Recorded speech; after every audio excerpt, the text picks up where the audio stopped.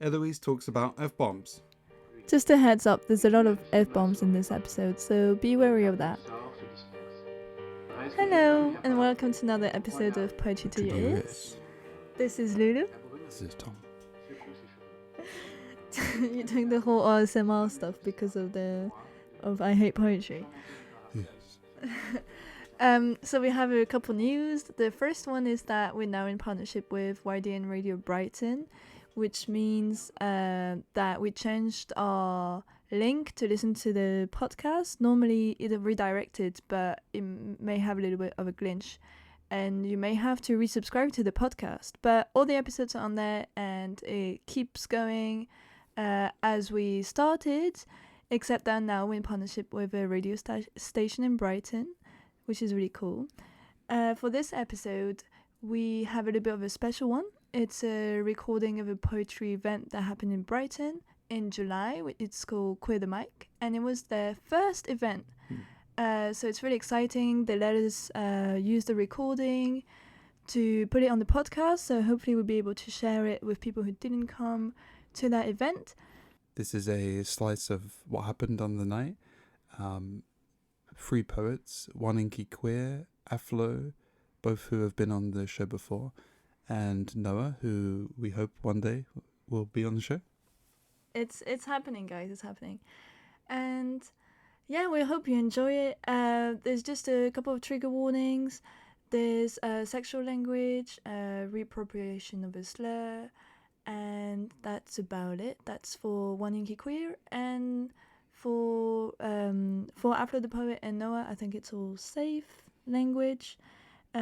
We hope you enjoy listening to them, and enjoy. Hello, all you beautiful people. I have been waiting a little while to say this. Welcome to Queer the Mic! So happy you're here, every single one of you. We are so happy to have a full room for what is going to be a beautiful night of entirely queer and trans voices. This is where we come to tell our stories. This is where we come to spill our verse messily all over the floor. This is where we come to bring our big, rainbowy emotions. And we're just going to have the best time. And the lineup we have got for you is killer. I am so excited.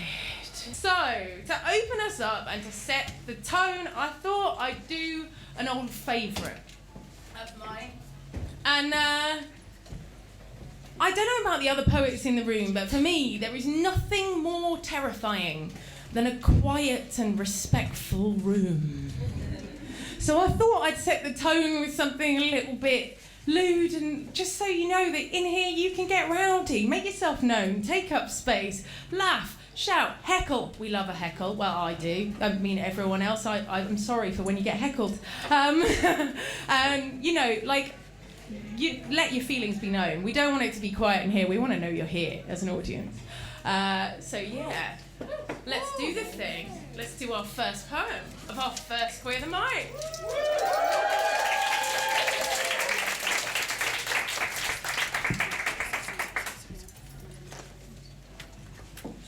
Disabled people don't have sex. We're sanitized and childlike. It wouldn't be right, right?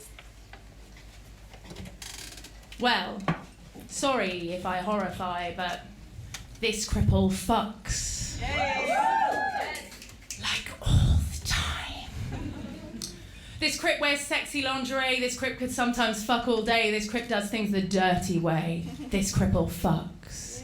This crip fucks, sucks and fucks again, makes sure that fucking never ends. Takes those pictures, presses send. This cripple fucks. Worse yet, this cripple loves all genders. This crip is a fucking bender. Lies back and licks the queer agenda. This cripple fucks. This cripple's infamously loud. Of my pleasure I am proud. Though I've never done it in a crowd yet. This cripple fucks. This cripple's not the only one. We're all at it, aren't we, hun? You've never had this much fun. All cripples fuck. My ex, their disabilities were downright fucking sexy. Not fetishized, just close to me. Each other cripples fuck. In beds, back supports, wheelchairs, cripples are fucking everywhere. From sucking toes to pulling hair. Cripples fuck. Cripples are fucking creative. Crip sex is art. This ain't just mating. Inventing ways to get us sated. Good God, cripples fuck. Cripples are flooding their own basements. Sexy and sensuous masturbation. When did you last use your imagination? Themselves, cripples fuck. Crips are emotionally aware. Our conditions often guide us there. And you know that means the sex is better. Yes, cripples fuck. Lastly, I have a crip confession. Something no one with fibro mentions. I have 12 orgasms in most sessions. Oh, this cripple fucks. I know, I cheer too. Having heard this, I bet that you wish you were a cripple too, or at least that we were fucking you, because crips know how to fuck.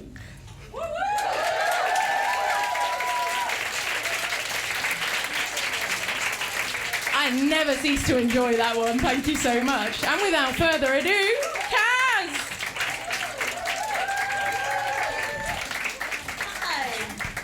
How's everybody doing? Just checking in. We're okay. How are our spoons? So we're alright. We're having a lovely time. We've had an amazing time so far. I know I have. But now it's my absolute pleasure. I get to introduce a feature poet. That's so exciting. It's Aflo the poet. I'm very excited. Let me gas a little about them first, because they are an absolute pleasure to be around as a human being.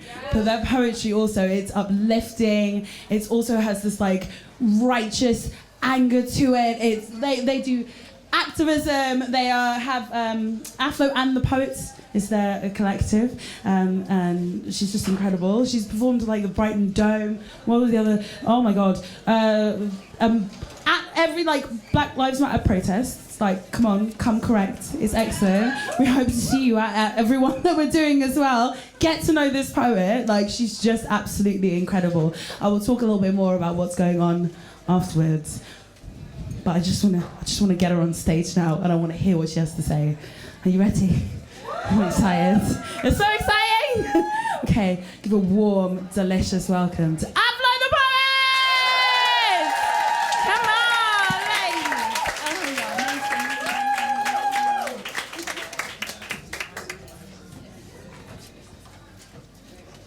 I just leave my equipment over there. Hello everyone, how are you doing? You good? Yeah, great, lovely. It's really nice, I was just mentioning in the break, it's really nice to be at the Brunswick in particular, and especially for Queer the Mic, and the first Queer the Mic. Isn't it going great so far? We love it. Everyone's been amazing. But yeah, super pleased to be back here, because years ago, and I think it was like 2017, I used to come here a lot to the open mics, and this was before I started doing poetry or thought that I could do anything creative on a stage, and I'd come and like see the person I was seeing at the time, and it was like, I'd just look there and be like, wow, so amazing, I wish I could do something like that. And now here we are. So that's it's really lovely to come full circle. And yeah, I encourage all of you to like chase your dreams in it. And if there's anything you want to do, just give it a try. Never know what might happen. Anyone feeling a little tense?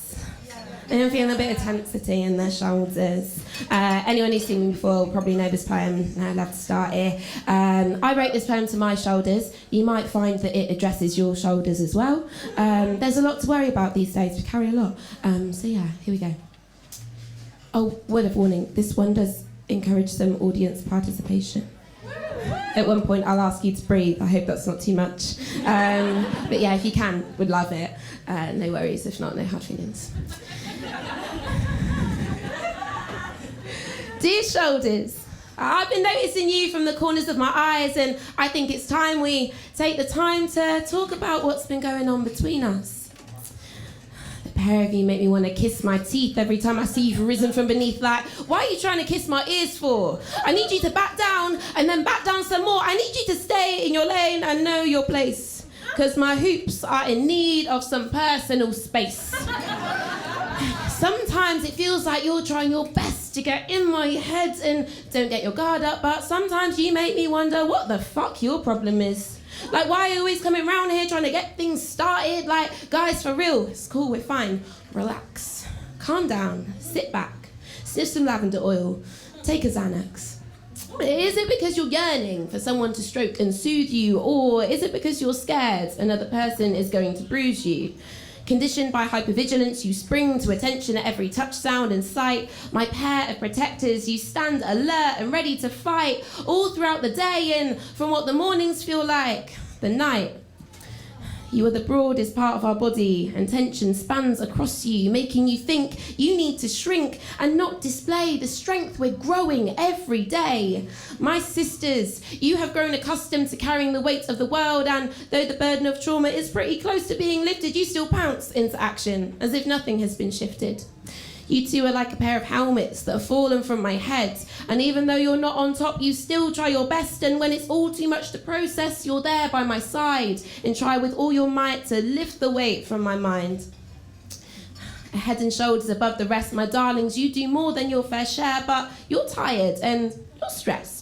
So let me take you by the hand and say thank you from the bottom of our hearts for bearing so many blows and for carrying us this far. And I want to let you know, you two are not alone. We're all in this together from our head to our toes, and though we know our journey to recovery is not over, we can take a deep breath, exhale the tension together. Well done, everyone. While you take a step back and I lead us through whatever weather.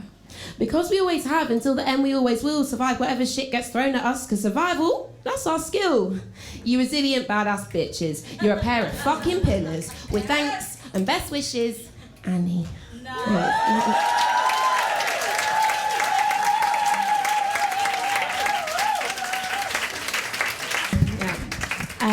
Oh, let me grab my phone. This next one is quite new, so I don't know it. But felt special to do it today. I was involved in a research project that was like looking at queer communities in Brighton and the importance of queer community in Brighton. And so I wrote a poem about it. Inspired by some of the wonderful queer people I've been blessed to be around with, and yeah, we're a great bunch. Love you all. It's fucking beautiful. Fucking beautiful. So this is called Queer Community. Queer community as in lesbian. Queer community as in less being someone else and more being you. As in less being shamed and more being true. As in less being what you were told and being more who you need to be. As in less being lost and maybe finding you eventually. Queer community as in gay. As in, I gave you my jacket when we were sat outside. As in, you gave them a spare key to yours so they didn't have to stay outside. As in, they gave you a blanket when you eventually came back to your own flat because they're familiar with your setting and they know the layout of your crib like that. Queer community as in bye. As in, heartfelt goodbyes and hellos. Squeezes that bring citrus freshness to your bones. Greetings that feel like you're coming home. Queer community as in a comfort zone. Queer community as in trans. As in no queer community without trans people. As in trans people paved the way for where we find ourselves today. Queer community as in trans people are in need of love, safety and space. Queer community as in trans lives matter and there is no debate. Queer community as in queering and querying and questioning societal expectations and colonial norms. As in seeking answers but knowing we have nothing to answer for. Queer community is in challenging prejudices and presumptions that came before. Queer community is in throwing bricks and continuing to kick down doors. Queer community as in intersex. Queer community as in intersectional, as in accepting all people don't fit into these neat little boxes, binaries and demographics, and who the fuck would want to anyway? Yeah. Imaginary lines have ruined lives, the losses are ongoing, preventable and tragic.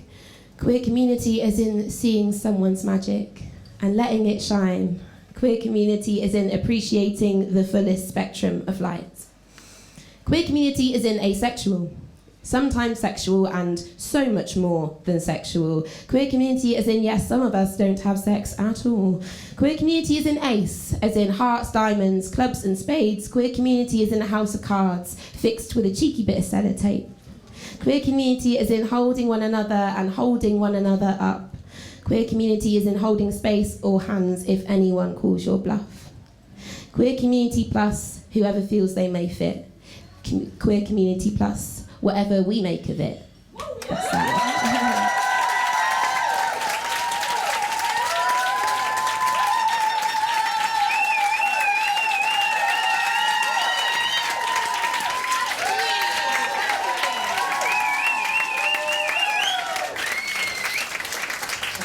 All right, so finally we have no assumptions.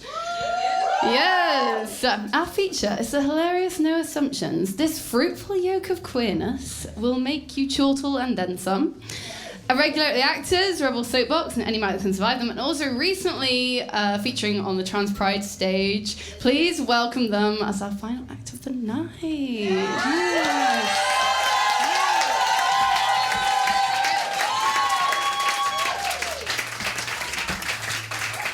Hi. Oh my lords. What? Everyone has been so amazing. I know you just applauded, but also like one more maybe? Yeah? Big one? I need a minute to like catch my breath. That was absolutely stunning. Oh my god. Right. Okay. Chill. Okay, so this one is called The Solution to Transphobia. It's inspired by a sign that I read on a bus stop, you know, like the big ones on the side. You've obviously seen those around. Not just me. Or is it just me? No, sorry. So it's called The Solution to Transphobia.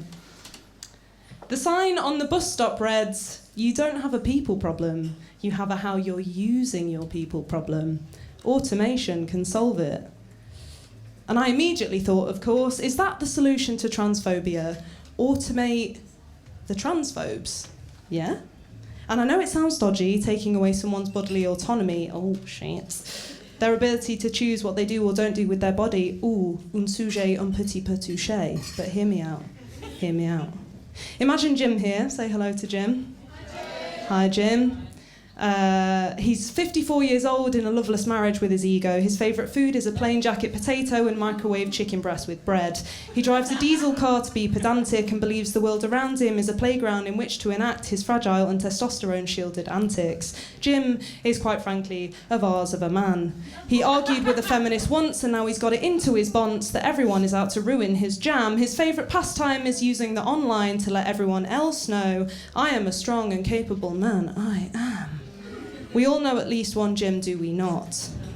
So every morning he wakes up, massages his hands together with glee, prepares to write a scathing public diatribe about the mysterious trans community. He's got his fingers at the ready, his keyboard replete with crumbs. He's about to start typing, but wait. Rewind. Hold on just one hot and sweaty sec, because if our old Jim here was replaced with automated intelligence, what could we make? I mean compel, I mean ask him to do instead. I did this as like audience participation the other week, and everyone was like, "What we want to say is too bad, we can't say it out loud." That's not fair enough. He would get up in the morning, put the coffee on to brew, send an email to his local council about the lack of services for local trans youth. He puts 95% of his pay packet back into funding trans healthcare schemes because quite conveniently, when your exoskeleton and internal organs are made of aluminium, you have absolutely no need to eat, ever. Jim's living a life of piety and loving every second. The great thing about Jim these days is that he is an AI that absolutely loves to learn. A new term he hadn't heard of before, loves it. Learning about history outside mainstream education, then using facts to help other people do the same, lives for it. Understanding the real-life impact ideological legislation can have on the lives of marginalised people around him, absolutely fucking gagged for it, babe. Gagged, yeah? And he isn't the only one. Karen here has been living her best life for a while. That's what we like to call it. because from a PR perspective, automated or turned into soulless host for AI systems just doesn't have a catchy or wholesome ring to it. Anyway, she's a mum of 3 with a historic capacity for being a colossal and unwavering prick, but now Karen is a delight. She's abandoned the dark corners of the YouTube and the Twitter realm and has finally stepped into the light, but wait, there's a hiccup. Karen here is due for her 2-year MOT, and the last few times she's been on Mumsnet, her and the other AIs have started communicating suspiciously. It's triggered her internal hypocrisy short circuits, and our hedge engineers are feeling it might be time to deprogram her. Sorry, Karen. Ooh. We can't risk any signs of sentient dissent. I know in human years you're 34, but actually in automated years you're not even 16, which means I'm afraid you don't have a choice in this situation. We as the panel of judges have deemed you don't have quite capacity, but don't worry, please don't be alarmed. Give it a few years and maybe at that stage we'll look at giving you another chance. Different accent for that rhyme? Yes, I did. It's not an instant solution, the process is slow, progression is stilted. The transphobes will probably march on Westminster, free speech is their beacon of choice. We're being silenced, look at this violence, they're taking away our voice. But what they don't know is, we've automated the politicians too. Not all of them, but just enough to get the policies that we want through, and slowly but surely the tides will start to change. But there remains one giant hurdle we have yet to scale, unscathed, until... one day, J.K. Rowling's Twitter feed takes a sudden and dramatic turn in tone. No more vile, incoherent mutterings from the basement of her $1 million home, no. Because Joanne Rowling / Robert Galbraith, which, by the way, the absolute audacity of this woman to write under a man's name, I literally cannot. What? All right. Anyway, whatever, none of that matters because finally she's a fucking robot. We've reprogrammed her, we've fluffed her up, we've removed her parts most foul. She now has a fascination for fermented foods, 19th century shellless terrestrial gastropods, which is a slug, and abstract patterns on handmade snoods. She's warmer than she's ever been. Her Twitter feed is an uplifting thing to read, and honestly, JK can feel it too. When you Expelliarmus that desire to harm us, it's beneficial for you too, because it's got to take its toll.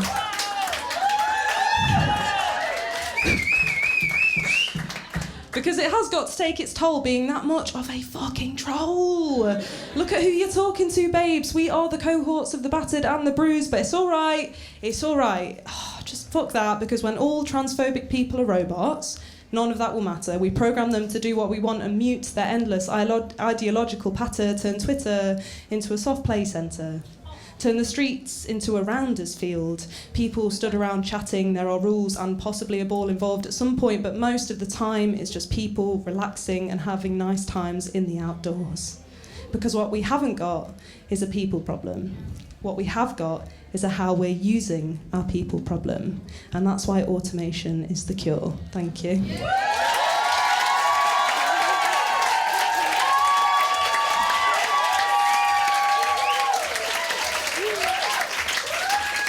Thank you. Yeah. Okay, so this is called Gender Euphoria in the Bath. Yes. This feeling. This warmer than warm, all-body hug. This feeling is delicious. I've got a spliff in my hands and a low-hanging, heavy veil of smoke in my head. The lights are on and everyone is at home, putting hands on each other in the safety of the gloam. In this, my body is a playground. In this, my body is uncharted. In this, my body is not a glow, it's a fire. Candles conspire to turn this into a painting. Slow-burning glacier. Let the feeling of melting sink in, because sometimes growing is not always moving up. Sometimes it is disappearing, sinking back inside, finding the places within that haven't felt the warmth of sunlight yet. Let the palpitations subside. Watch water coast over bones, man-made furrows in limestone, decently exposed in shadow until a knock comes at the door. You've been fucking ages and I need a shit. There you go, that's it.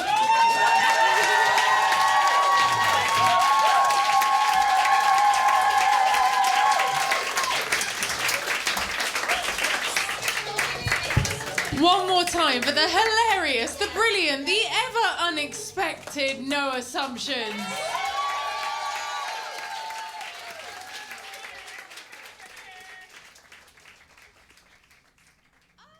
Thanks for listening. That was Queer the Mic's first event in July. There'll be more upcoming, I'm sure. You can follow them on Instagram at Queer the Mic, and you can follow us on Instagram as well at Poetry to Your Ears, and on Twitter as well. We have a crowdfunding for transcripts to make the podcast accessible for deaf and hard of hearing people and anyone else who would benefit from reading the podcast along listening to it. So that takes the form of a newsletter on which you can subscribe, and there's an option for paid subscription. And that money will help us afford a software to make transcripts. So if you have enjoyed what we're doing so far and you want to make our podcast more accessible, then you can subscribe and help us in that venture. See you for the next episode. See you soon. That was Poetry to Your Ears. Hear you soon. Speak to you soon. La brunerie secoue ses cheveux. De l'autre côté de la rue, l'homme les observe, de loin, de dos. Sans manteau ni parapluie, seulement son sac à dos pour les imprévus. Il est trempé.